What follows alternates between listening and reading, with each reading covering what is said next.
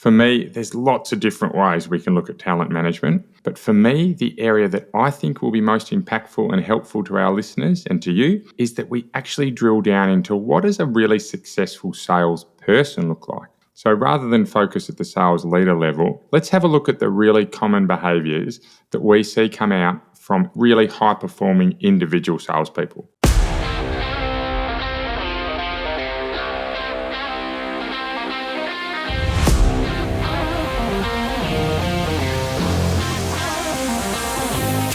Hi everyone, I'm Ben Wright, successful entrepreneur, corporate leader and expert sales coach to some of the most talented people our amazing planet has to offer. You're listening to the Stronger Sales Team podcast, where we bring together and simplify the complex world of B2B sales management to help the millions of sales managers worldwide build, motivate and keep together highly effective sales teams. Teams who grow revenue and make their businesses actual profits. Along the journey, we also provide great insights and actionable steps to managing your personal health. A happy and productive you is not only better for your teams, but everyone around you. So if you're an ambitious sales leader who wants to build the highest performing and engaged teams, Stronger Sales Teams is right where you need to be. Looking back over what's been a really terrific 2.5-year journey of our podcast, and as we close in towards 150 episodes, one thing that stood out to me is how much great content has been delivered through the podcast. And in fact, some of the very early podcasts that we recorded were some of the best tried and tested content that I've been delivering with sales teams for almost 25 years. The type of content that is really worth revisiting after such a long period of time, and particularly because I know that the listener base has also changed, grown and evolved over that time. So for the next 4 weeks, we're going to do a blast from the past and revisit some of our finest Stronger Sales Teams podcast episodes. So this week, we're going to have a look at the 8 habits of highly successful salespeople. This one's also one that was recorded a couple of years ago, but looking back, things really haven't changed. And I think for particularly experienced salespeople, we so often forget that some of the basics are the reasons that we actually are really good at what we do. So I love refreshing these myself. I will often look at some of these habits that come out of this episode. I hope you enjoy it. And if nothing else, can find one of these habits that you can sharpen your axe on over the coming days and weeks. Welcome back to Stronger Sales Teams, the place where we provide real-world and practical advice to help you develop superpowered B2B sales teams. So last week was a great episode on the market research results that we had published. Right? I think I mentioned a few times it was the largest piece of market research that ourselves as a business, but also that I have personally been involved in across my career. What came out of it really clearly was there was 5 key challenges for sales leaders in the year 2023 and beyond. It was all about talent management, building trust with customers, retaining existing customers and essentially key account management, social selling, and last but not least was around using technology in businesses. So today, primarily because we love to focus in this podcast on the big, important, impactful stuff, we're going to deep dive around the number one area that came up as a challenge, and that was talent management over the next 12 months and beyond. For me, there's lots of different ways we can look at talent management, but for me, the area that I think will be most impactful and helpful to our listeners and to you is that we actually drill down into what does a really successful salesperson look like. So rather than focus at the sales leader level, let's have a look at the really common behaviours that we see come out from really high-performing individual salespeople. So I think there's 8. And we're going to go through 8 of these. And I will say, this list is not extensive. You are going to find that there are salespeople who are good at other areas but are fantastic, or miss some of these areas, are fantastic. But what this is a really general checklist that for you as a sales leader you can use, because it primarily is just daunting to be able to be across everything needed as a sales leader. There are so many skills that are required for sales individuals that we just simply can't be across everything. But hopefully this will give you a compartmentalized view as to where you can start to look at some of the key traits that are really common in high-performing salespeople. So let's get into it. I'll provide some examples as we go, as always, and hopefully you can take something really strong and chunky out of today's episode. Okay, so number 1, in terms of the 8 things that I see successful salespeople who deliver consistent results do, is they focus on expanding their reach. I want to be really clear here. This doesn't mean they are prolific cold callers. Some of the best networking salespeople that I've ever met are terrible cold callers. I can personally sit here now and say, I do not like cold calling. But I recognise that at times it's a part of my role, but more importantly, that what's critical for me to nail and for salespeople and individuals to nail is that they continuously expand their reach. So their network grows and grows. So how do they do this? It can be through networking. It can be through content creation. It can be through building internal relationships, right, with stakeholders within your business who then have their own network that they introduce you to. It can be through past customers or even referrals from existing customers. The key here is that they want to increase their influence and their reach, right, which naturally opens up opportunities. The more people you meet, the more people you're involved in, the more things you do, the more opportunities that you have. So in terms of how prospecting, which we can also call this changing, it actually is quite significant in the post-COVID era, right? There's less and less about expanding your reach with face-to-face time and more about expanding your reach through content and through other types of areas, particularly around technology. If you want to have a really deep dive on how prospecting is evolving, jump back to episode 18 and we went through with Colin Mitchell some really fantastic ways as to how things are evolving in the prospecting landscape. But the message is really clear. Great salespeople who consistently deliver are always expanding their reach. So as a leader, the challenge for you is to how do you encourage this across your team so that people in your team are consistently building out their networks. I love it when we see it embedded into one-to-ones. Those weekly meetings, hopefully you're doing them weekly by now, where you'll have slightly more individual programs and at a micro level you can work with your sales individuals to help them build out their program and supplement any learning they need to do to be expanding their reach.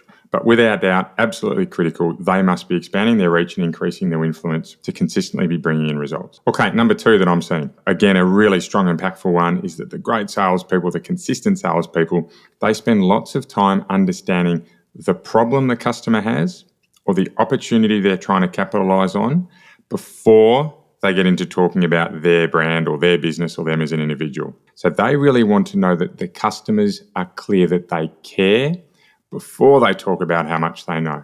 So I, Ben Wright, in front of my fantastic new customer, cares deeply about what you're trying to achieve. I, Ben Wright, want to understand what your problems are. I'd like to understand what the opportunities you have are before I even bother talking about us. So what this essentially means is they are great at asking questions. They will ask, they will listen, and then they will respond. If we take this to an even higher level, is when they're asking questions, they're actually listening to what the answer is and then determining their response. And great salespeople have practiced or are really aware as to what the likely answers are to those questions. So they're able to have a broad structure that they can bring to their response that doesn't require them to be experts at thinking on their feet, but it requires them to be experts at their job and what they do. Right, so then they're very clear as to what those solutions can be. So for me, the best example I see here is a really basic question, and it goes like this. So what does success look like from buying the new equipment? What does success look like from reducing your expenses? What does success look like from solving the issue or capitalising on the problem? Right, it's a very easy question to ask, but if we're looking at that at a more broad framework, essentially the great salespeople here, they're trying to find out what the problem or the opportunity to solve is, what does the outcome look like for the customer, and when do they need to get it done by. So if you nail what the problem is, what does the solution look like, and when do they need to get it done, that's some really fantastic and powerful active listening that the great salespeople I see do time and time and time again. Okay, number 3. Is they handle objections. They really handle objections consistently, and that's generally through asking lots of questions about where the customer's at in their journey. So objection handling, no doubt it's an art. It's a very difficult part of the sales process to master, and there are lots and lots of models out there. Most of the early adopters from a leader point of view that take on some form of objection handling framework, they'll use the feel, felt, found model, which is feel, I understand how you feel. Felt, well, we found that other customers also felt this way, but found, here's what they've done about it. So we found that we can overcome this by doing something similar, or our customers have overcome this by speaking to case studies or testimonials or whatever it may be, right? So it's a very basic principle, and not one that I would say that most teams I work with use extensively, but they tend to use it as a starting point for them that allows them to create a form of structure into their objection handling. So let's have a look at an example of that. So if we took that feel, felt, found and said, how do we build something out for us as a team that's a process that works? We might look at, first of all, classifying the problems. So classic example of objection handling is, I don't know if your solution's going to work. Right? So great. We know one of the objections we're going to receive regularly is, I don't know if your solution's going to work. Then the second piece comes around that says, okay, well, we need to acknowledge as to how the customer feels. I understand that, and other customers have felt this way. But where this gets really savvy from an objection handling point of view is that we actually specifically can mention customers who are related in the same industry. So that might be if we're in an engineering type of business, we will talk about their competitors, or we will talk about engineering businesses in slightly different fields. So instead of them being engineering for buildings, they might be engineering for cars. We can find some social proof in being really explicit in terms of how others had the same issues. And then the third area, so what do we do about it? How do we overcome that? Well, that's where we can start to roll in. Okay, so I understand that you're concerned if our solution will work, and that's very reasonable. And we certainly had engineering company ABC that had the same issue. So how do we actually help them overcome this issue that they were having? Was we actually referred them to their engineering counterparts in vehicles instead of buildings. They were building engineers like yourselves. We actually referred them to some car engineers and showed them how they were using that technology. We also showed them that their local state government has actually taken that on. But more importantly is we provided a guarantee, and the guarantee was balance sheeted by our company, that gave them a level of comfort that if it didn't work, they were able to have a full refund of the project. So we classified what the problem was there. We referenced others in a similar industry who are having that same issue. And then we spoke about ways we can get around that. So if we as a team can actually build that across multiple objections around, we don't know if solutions will work, or we think your competitors have a better offer, or we don't want to spend the money now, or we're not sure the return on investment is strong enough, or we're really busy and we're just not sure we can get to it in time, right? If we can build out set plays to each of those objections, then what we do is we have a really powerful tool that can be used out consistently by our salespeople. For me, if we can roll that out with our salespeople, we are then starting to mimic what some of the really successful individual contributors do. Okay, so objection handling, there was a little bit in there, but I think it was really important that we focused not only on what the successful salespeople we work with do, but how we could provide you some advice on how you can go about evolving that for your team. Okay, so that's the first three. Number four, successful salespeople that we work with, they very, very often will reach the ultimate decision maker in the process. So they definitely don't get there first go. It takes some time, and certainly if you're able to get to a decision maker at your first pitch, you are a very, very either fortunate individual or incredibly strategic in terms of how you're getting out to your customers. But what they do, these successful salespeople, they actually get to the decision makers before it comes to decision time. And this takes skill, because to get to the decision makers, particularly in a world when there are now multiple, we see 6 to 7 in the majority of the deals that we're working with. But where there are multiple decision makers in a process, we need to make sure that we are influencing as many of them as we can, but in particular, the key decision makers. So what the successful salespeople that I've seen do this recognise is that allowing someone else to sell internally for them is a flawed methodology. So what do we mean by that? So we go and present, and we'll stick with an engineering solution, we go and present our new engineering solution to a customer whose job is then to present to the CEO or the board. What the successful sales people and teams that we've seen really handle this well do is they won't let that person sell internally for them. Because not only are they not experts in selling your technology, but they're also having to pass through secondhand your key information. So what these individual contributors learn how to do is either to get to the decision makers themselves, and that will be through seeding across an organisation, more networking, providing video updates, bringing multiple people into the meetings, or even one of the best ways I've seen work is when there is a board meeting or a CEO meeting is they actually make themselves available. So they're there ready to be included in a Teams or a Zoom style meeting. They're in the lobby if it's a board meeting waiting. They're on the phone, they're available, and they make sure that there's some really key areas, some really key benefits that their internal champion will have from exposing them to the decision maker. So I'll say that again. There's some really clear benefits for the internal champion of a project for them to be able to put this salesperson in front of the ultimate decision maker, right? So it not only helps for the salesperson to move through their process, but it also makes the person that they're dealing with look more competent, look more savvy, look like they've really engaged all options in terms of the sales process. So they are experts, certainly the best salespeople, the individual contributors we work with, they are experts at reaching the ultimate decision maker, the key decision maker, more often than not. Okay, number 5. They contribute to team success. Please don't mistake this for them being great team players, because unfortunately it isn't a prerequisite to be really good at your job to be a great team player. That doesn't mean we tolerate poor behaviour, but it doesn't necessarily mean they are the best team players. But what they do is they contribute to team success. So they're really good at engaging with their colleagues, helping them when they have issues or providing perspectives when they have issues, so that they are seen as a person that is engaged in the success of others.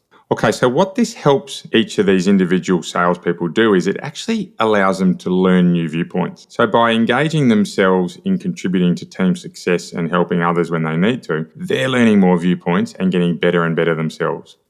They're learning what's working, what's not working with other people's customers in similar instances that expands their own database of social proof. Right? So now, of course, this often includes helping their colleagues, but it doesn't necessarily mean they're going out of their way or attending pitches or spending a significant amount of time contributing to team success, but they're using their knowledge and their advice when they need to not only help their team succeed, but also improve their own level of learning.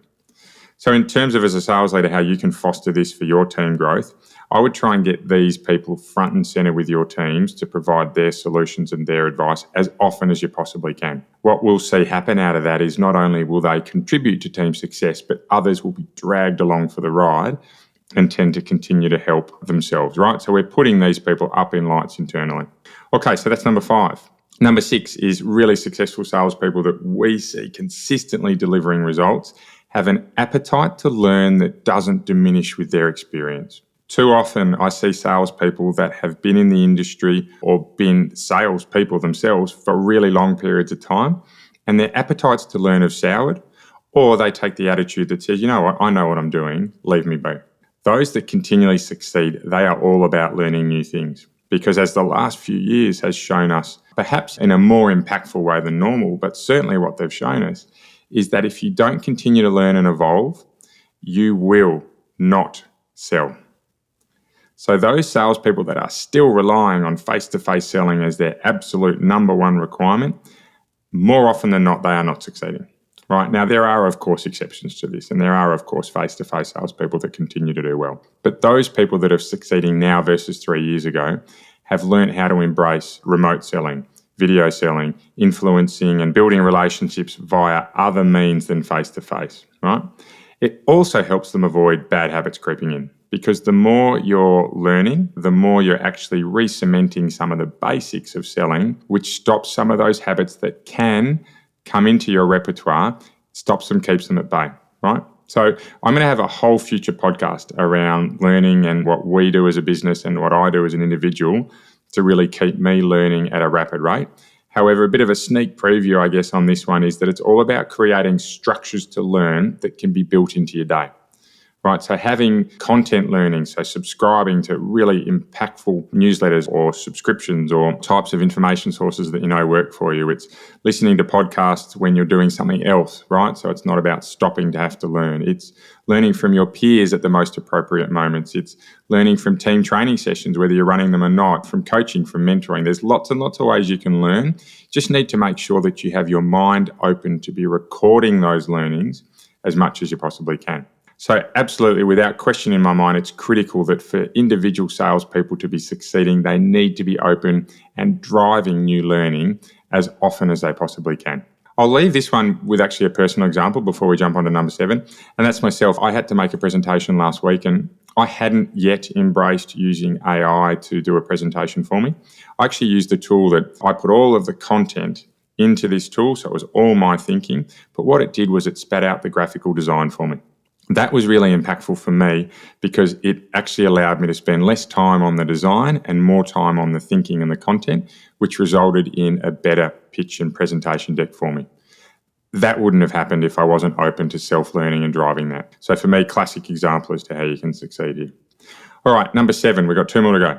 So really effective salespeople, they use a very small number of metrics to drive their behaviours. Generally, the great individual contributors that we've worked with, they don't get too hung up on significant depth in their sales metrics. They look at things like number of customer meetings, number of proposals that they're getting out, size of their active pipeline, close rates, actual sales results. They keep it really nice and sharp in terms of what they're measuring because they know their game plan really well. And then when one of those metrics is off, so say, for example, number of customer meetings is low, they will instantly recognize that, wow, actually, I'm not seeing enough customers. This is going to impact the amount of quotes I'm doing, which is going to reduce my size of my active pipeline and in turn eventually lead to lower results.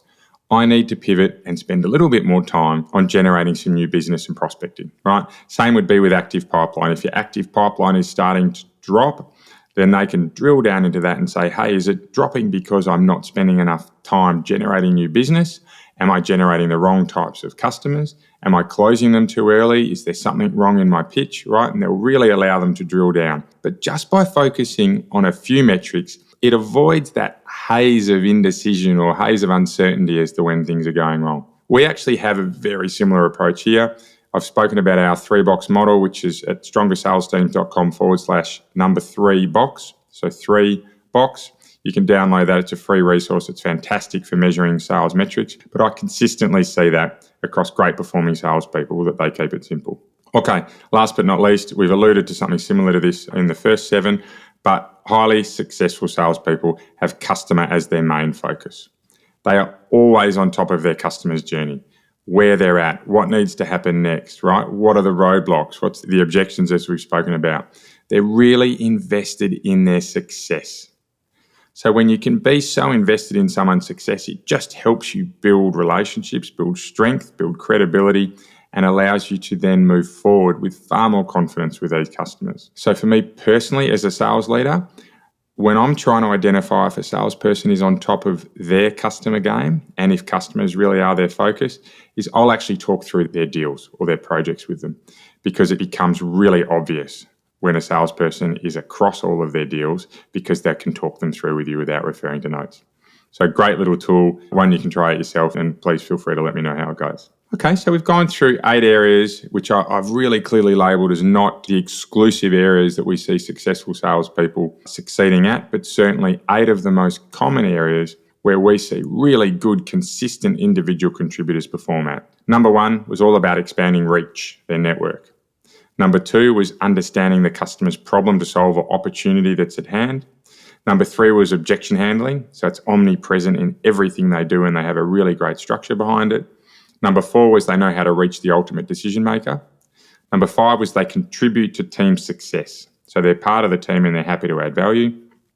Number 6, an appetite to learn, an insatiable appetite to learn. Number 7, they use small metrics. So they really focus on some key areas of managing their performance. And number 8, their customer is their focus, right? So they're really on top of their game with their customers and they know exactly where they're at.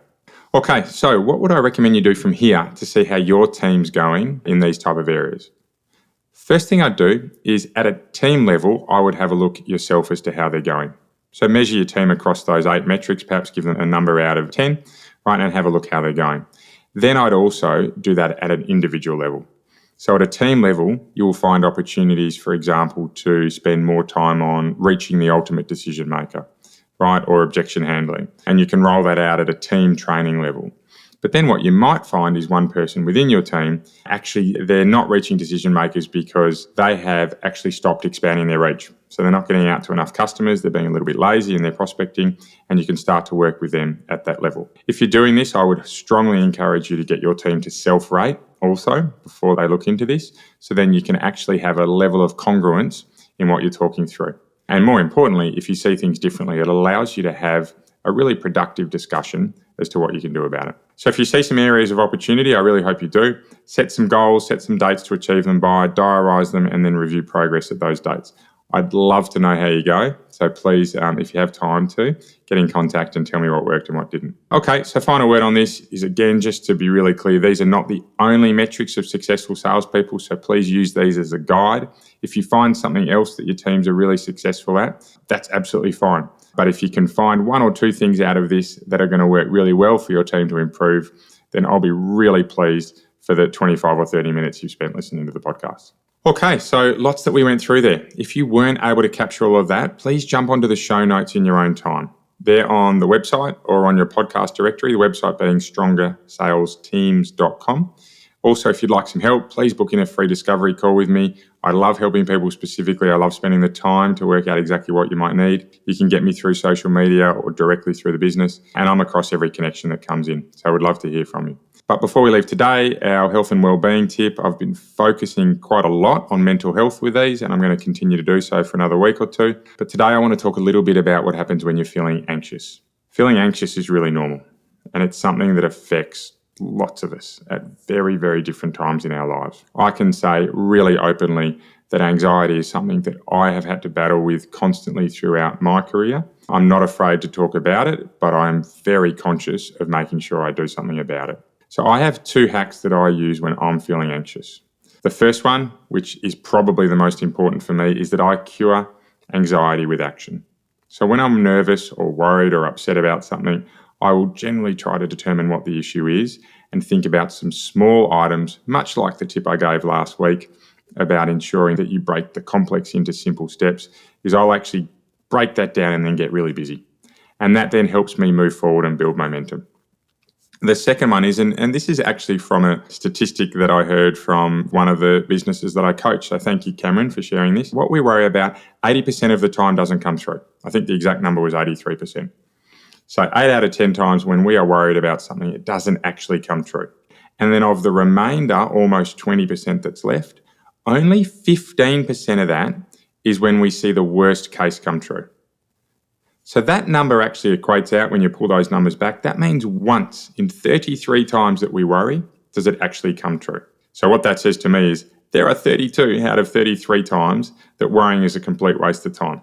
So that's the second hack that I use. The first one being I cure anxiety with action, but the second one is to just talk myself through that you don't actually know what's going to happen. Right? Be prepared that the worst may happen, nothing may happen, or the best may happen, but on the balance of probability, you're probably going to be okay. And this too shall pass, right, is where I end up with this beautiful one-liner of this too shall pass, and I use it really regularly. Okay, so hopefully that health or that wellbeing tip will really help you when you're having some challenging times. But until next time, keep living in a world of possibility and you'll be amazed by what you can achieve. Thank you, everyone.